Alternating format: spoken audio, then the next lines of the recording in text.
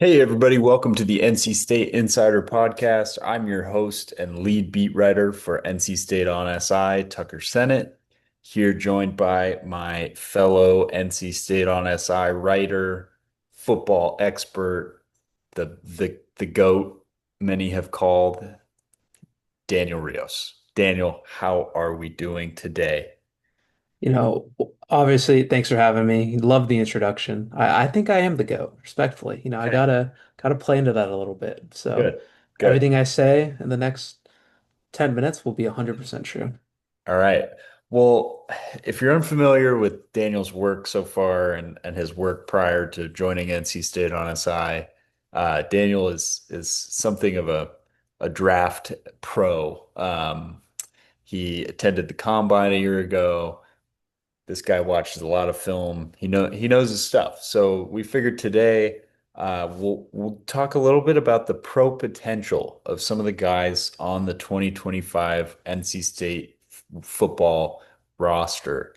Um, Last year, few guys in the NFL, not a lot, but a program that has a solid bunch. We talked about the pros in the preseason games a couple podcast episodes ago. I believe there's 29 former Wolfpack players on Wow. rosters right now. That could change with guys getting cut, obviously, but as of today, a solid showing for NC State. And we've picked three players that I'm gonna ask Daniel about a little bit in terms of their pro potential going into the 2025 season and then the 2026 NFL draft. Obviously, there could be more than these three, but we felt like these guys would be the most interesting in terms of pro pro potential. So I'm ready if you are, Daniel. Are you ready? Are you I'm ready. feeling prepared? I'm good. All right. Well, let's start on the offensive line. And NC State has been sort of a good place for offensive linemen in terms of transitioning into the NFL. You got Aquanu recently. You got Garrett Bradbury.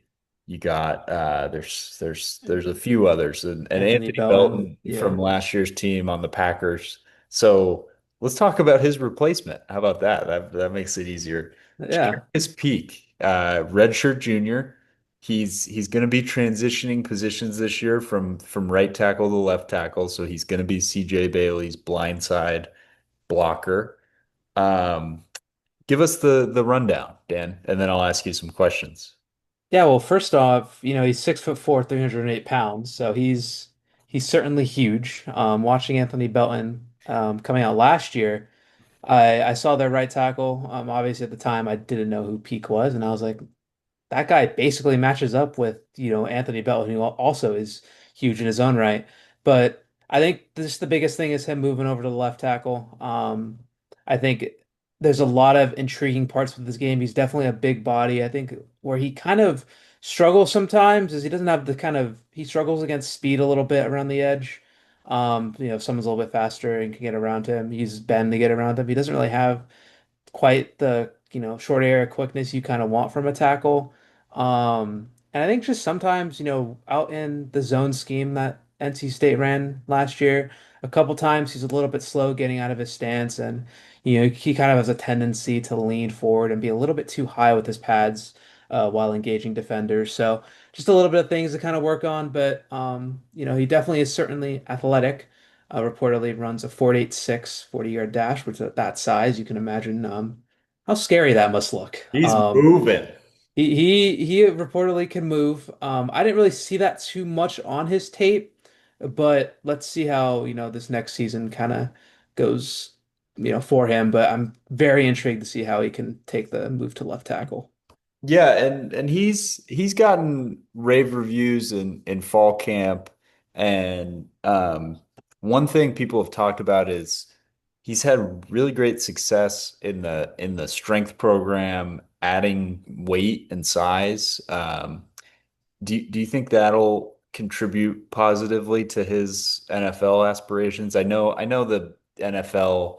sort of the prototypical tackle is changing a little bit to having more guys that are a little more nimble, a little more athletic that can get out and in space and Yeah. move faster players. But will that size benefit him long term? I think it definitely will. I mean, the NFL still loves their big tackles. I don't think there's necessarily any worry about that. I think just for him, you just kind of want to see him get more comfortable getting out in that space, getting up on the second level, maybe having to reach block here and there, depending on he doesn't have to reach block as a tackle, but sometimes you got to get on a nine technique on an outside zone. You got to, haul to get out there. And it's not the easiest job in the world. But I think just for him, and certainly with that strength that you mentioned, the biggest thing I notice is if he gets both of his hands on you, you're gonna struggle to get off. It's not very easy to, block shed someone of his size.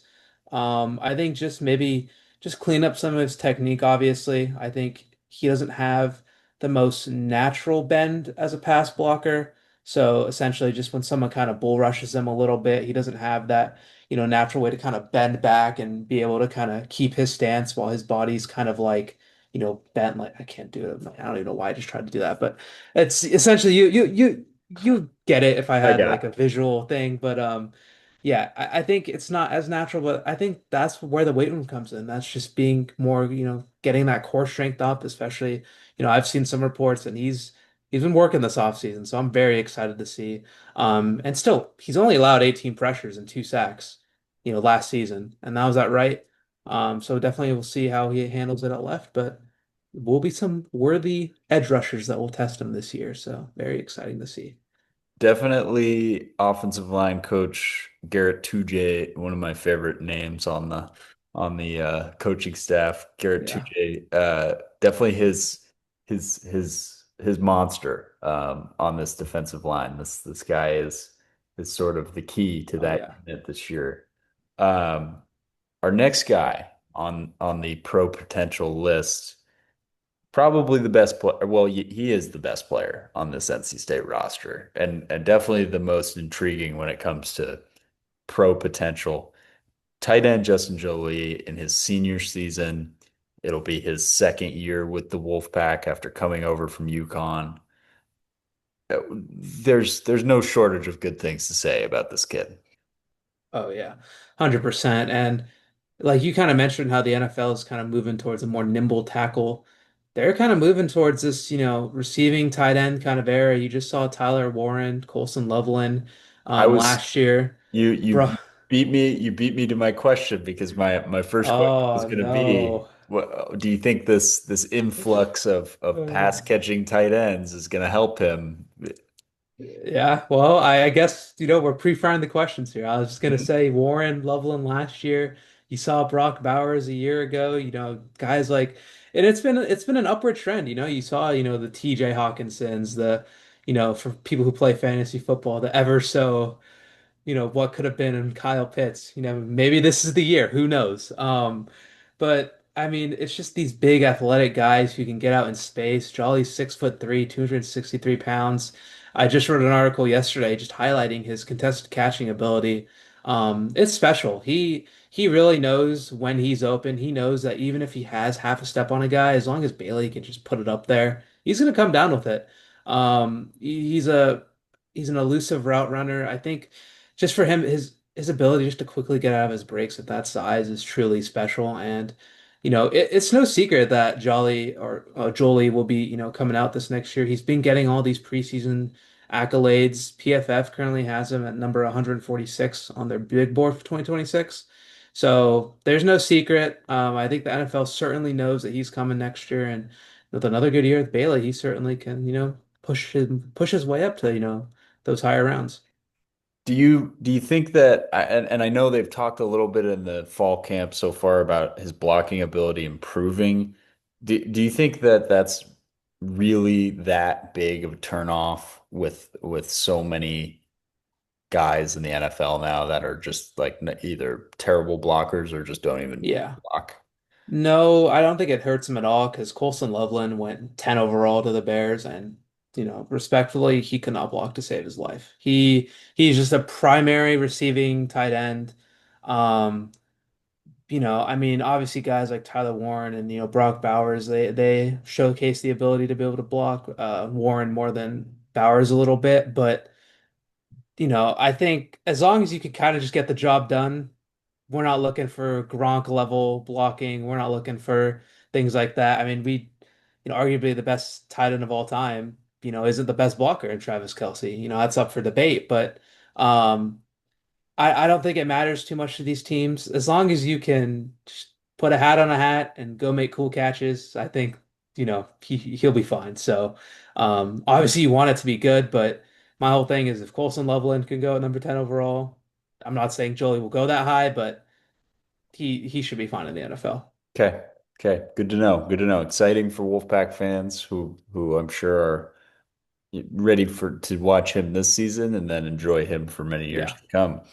Our last guy on this list, an intriguing player who has grown a lot.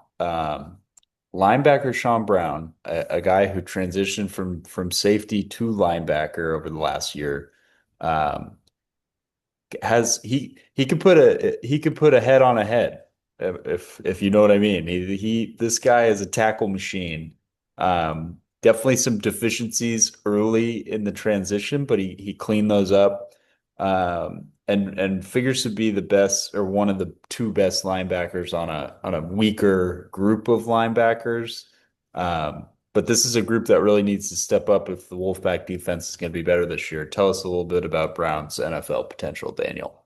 Yeah, you beat me there a little bit. I was gonna mention Sorry, how sorry. that Well, You're conversion you're more you're more eloquent than I am in football yeah. terms. So I'll let you handle the nitty gritty.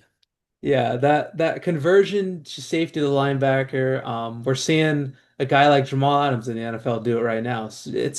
It's guys who are just instinctful and know how to get to the ball. And essentially for Brown, it was a little shaky, like you mentioned.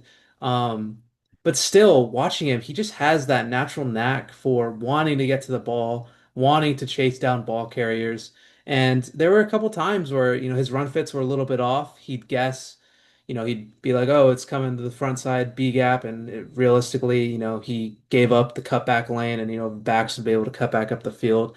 Um, just little things like that, which you can kind of learn as you go throughout the season, and he was able to learn throughout the season. And you don't just get 87 tackles by not knowing how to play his position. He clearly learned as the season goes on, and now he's one of those leaders on this defense. And now I fully expect him to be able to make a jump, be able to understand running schemes a little bit more, be able to shed blocks a little bit more efficiently because when you make that transition from safety to linebacker, you're not used to being in the trenches. You're not used to having a guard working up to you on that second level so quickly. Yeah, unless you're a box safety, but traditionally in that linebacker role, they see it more often than safety. So it was a little bit of a learning curve. But he has athleticism. He's able to, cover field or cover grass, in, passing schemes, obviously, as coming from that safety role. So I think he's that athletic linebacker that NFL teams are certainly excited about. And if he has another good year, can improve on what he lacked on in 2024, he certainly will, get some intrigue in the NFL as well. Okay. Okay. Good to know. Good to know. Sean Brown, an exciting prospect, joined by Caden Fordham at linebacker there, who I think would have been on this list if we weren't a little more Yeah. worried about his knee injury, Yeah. and coming back really fast. But Sean Brown could be one to watch. Keep your eyes peeled. And that's another position that NC State has done well with, not necessarily transitioning to the pros, but they've had strong linebackers for a long time. Hmm. Peyton Wilson obviously is the most recent example, and then Isaiah Moore, who's on the coaching staff, was excellent during his tenure at NC State, and then an outside linebacker in college, you had Bradley Chubb. So That certainly works. certainly some names, and a strong group. Um, but this is, it's closer than you think, and these guys, if they put together two or three games where they look like pros out there, that can go a long way. I mean, we've seen it before in the NFL where, you don't have to play all that much college football. If you have a little bit of good tape, looking at you, Trey Lance, you can Hey, wait, he's balling. He's balling right he now. has Don't looked good. sleep. He has looked good. Don't sleep. You just put stuff Uh, on tape and let the chips fall where they may. That's sort of how the NFL draft is seems to be working these days, and it's sort of a fluctuating currency week to week in terms of especially with quarterbacks, but um, not something we have to talk about with NC State as CJ Bailey's only a sophomore, so he's not even eligible yet, which is probably a good thing for the it program probably if is, they yeah. if they can keep him for another year. But three guys that have a chance at the next level, and we'll be watching throughout the season and talking about this a little more from time to time. That's all I got today. Daniel, any other NFL nuggets you feel the need to share? I mean, just real quick, there's one guy that already is getting NFL buzz and hasn't even played a snap yet is Jaden Duke Scott. Mm, We've already touched on him before, but lot of we've written about him too. lot of But eligibility. a lot of eligibility, but he is being marketed as an athletic freak. And certainly with the numbers I've seen, yeah, he probably is. So Okay. yeah, Okay. One to keep an eye out for. Maybe when we do just another keep an one, eye out. Just keep an eye we out. do Just one of keep these like, but it's long-term forecasting. Expect Duke Scott to be there. Buy your yeah, Duke Scott now, or your yeah. your Duke Scott stock now. Buy your Duke Mhm. Scott stock. That's a lot of S's and Yeah. well, all right, folks. Thanks for tuning in today. If you want more NC State on SI content, feel free to follow me at Senate Tucker on X, as well as Wolfpack on SI on X and the Wolfpack on SI Facebook page. And feel free to follow Daniel as well at Daniel underscore real 72. there we go. I have you say it now in case I mess it up because I don't want Daniel losing followers.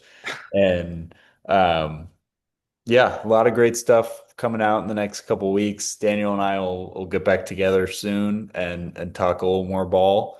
And before you know it, we're going to be at that first game. So looking forward to sharing the season with you all, and we'll catch you next time.